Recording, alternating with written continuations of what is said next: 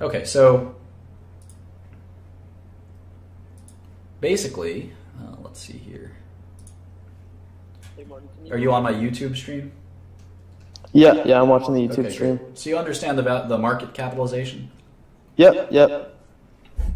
I got Great. that part. Okay. So we're looking at this imaginary company. Well, let's look at a real company. That's maybe easier. So Coca-Cola, it's a $185 billion company. That makes sense. They have $35 billion of cash. And that includes all of the cash in all the company's bank accounts in the world. And it adds up to about $35 billion. It also includes investments, because if they spent money to invest in a company, I think that investment is also, I think of it as cash. You don't have to do it that way. It's the way I recommend doing it, because in my eyes, I think of it as cash, because if I take over this whole company, Coca-Cola, I'm not just buying the bottlers, the manufacturers, the concentrate they make, and all of the things of the company. I'm also buying their bank accounts. I'm also taking over their debt. All of these things are now mine, and includes their investments they've made. So their cash is $35 billion, and I've added that up from the balance sheet. The debt is the same thing. The debt's a little more clear. You owe money, you owe money. It's very easy to add up that.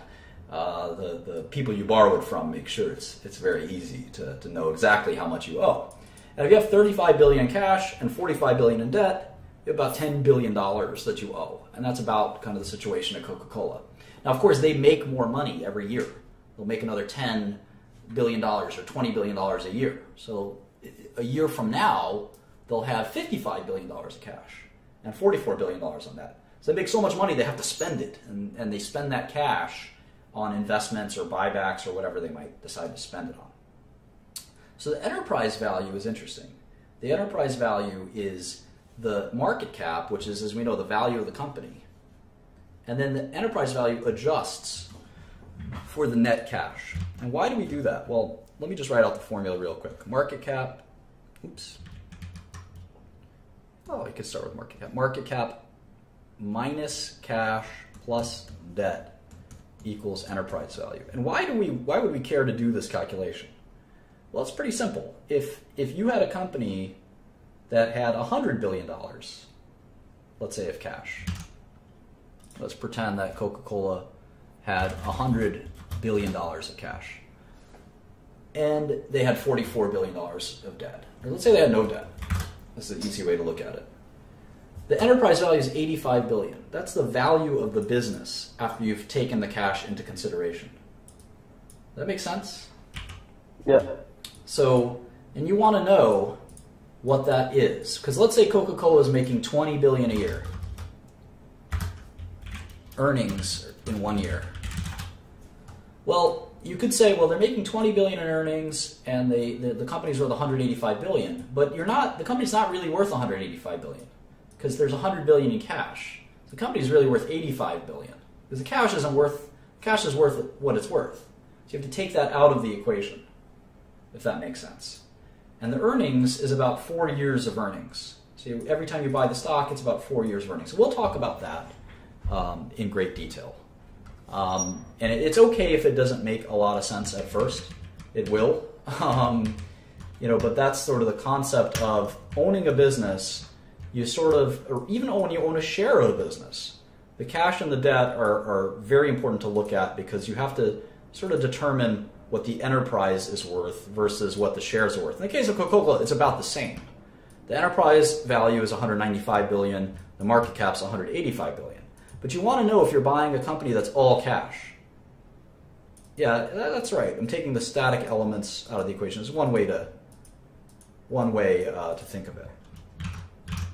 And again, using extreme examples is a good way to do it. If this young streaming company had no cash and $5,000 of debt, well, I might say this is not really an $800 company. It's really a $5,800 company, because the stock, I can buy all the stock for $800, but then I have this debt of $5,000. So again, that's right, the higher the debt, the higher the EV.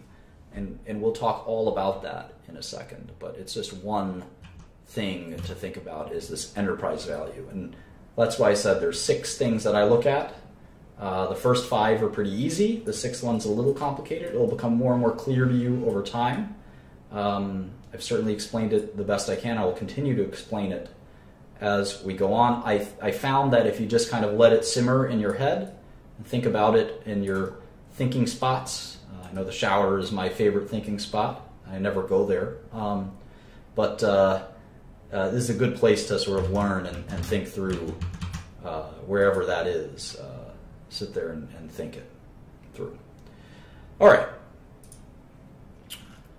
What else? Does anyone else want to join and ask a question while we're here? Enterprise value is everything. I mean, you have to think about the value of an enterprise, and you got to think about what you can buy that company for, and so forth. All right. Yeah. That helped a lot. Hey, Martin. Hi. So I was so say like, okay, we have a company that we want to invest in. We, financials look good.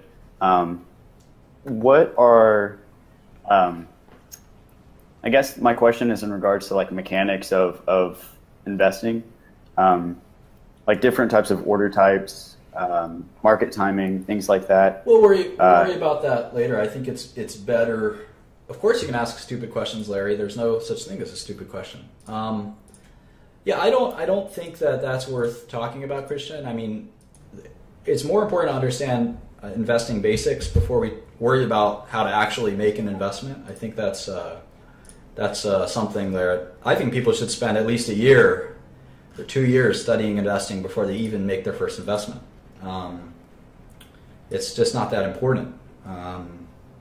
Okay, for like a lot of your followers are relatively young, so they wouldn't have a whole lot of access to capital that you'd be able to have to invest substantially. I feel like that's a big problem that I see, is that a lot of people have problems. Yeah, having enough money. I spent the first hour talking about this. Yeah. How it doesn't really matter how much money you have. You should worry about trying to make money. Are there any tools that you used, or whenever you first started getting into investing, that you used? Yeah, I'm telling you, I became an expert in investing, and people gave me money for my advice. I didn't make trades. It's very hard to turn a small amount of money into a large amount of money. You have to use other people's money. I mean, I talked about that a number of times. Sure. So in terms of like tools, though, for getting like young investors to start trading and investing and things like that, I mean, we can. I don't think they should. Okay, but are there any like I guess virtual trading tools that you would recommend? No. That or no. I think you should listen to the rest of my lecture. I mean, sometimes it's like going to a gun range, right? And someone hands you a gun, and you want to start shooting the gun at the targets. It doesn't really work that way. You got to spend a lot of time understanding.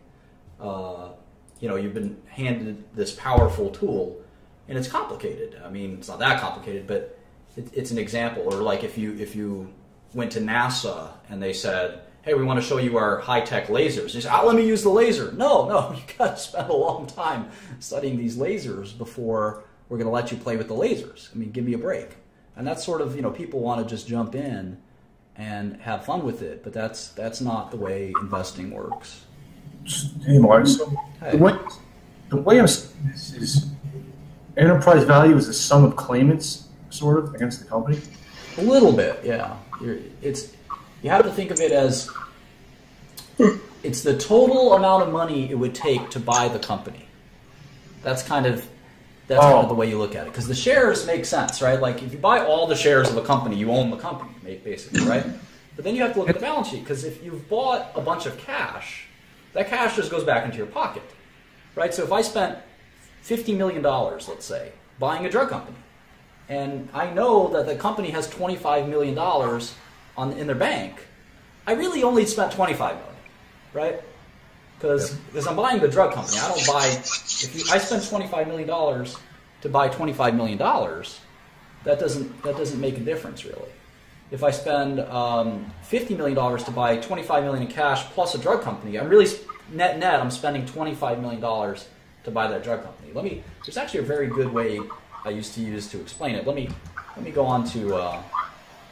This is actually a great way. Emmanuel, I hear some feedback and also from Mike, so I'm just going to close off the. I'm going to close it off for a second, and let's go to the YouTube. And this is actually a really good way.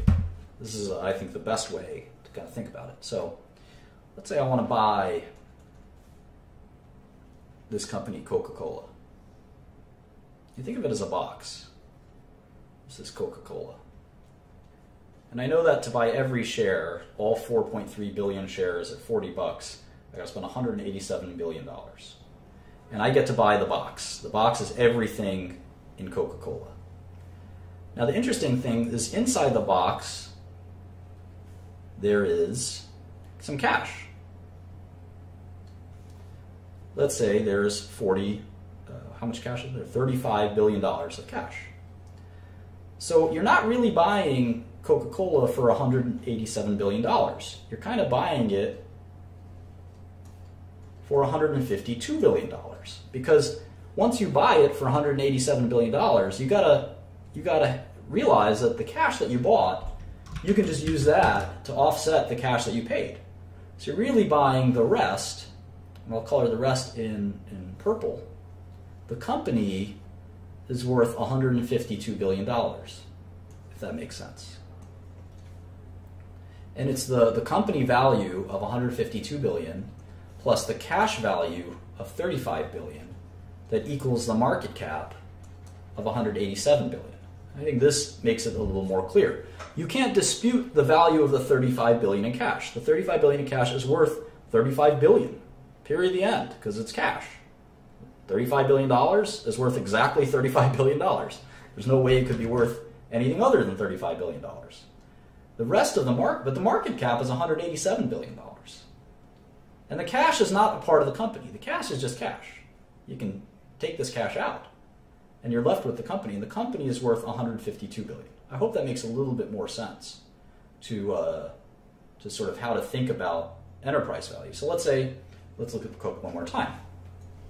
It's a $187 billion box, is what it is. And they have, we know, $35 billion in cash. And when you buy Coca-Cola, you get that $35 billion, but you also get, it's a little bit bigger box, $44 billion of debt. So inside this box of Coca-Cola,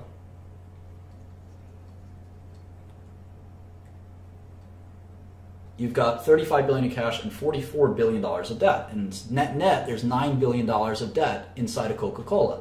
So the value of the company is actually $196 billion. So if the net cash is negative $9 billion. So the value of the Coca-Cola business itself is actually $196 billion, because if you add all this up, it equals $187 billion. And that's the value the stock market gives Coca-Cola is $187 billion. So the value the stock market's giving the business of Coca-Cola is $196 billion. I hope that you understand that. It's not easy to understand, and again, over time, you'll get it a little bit better. Sometimes it could take you quite a lot of time to understand this, and that's sort of normal. Anyway, let's go back to questions if that's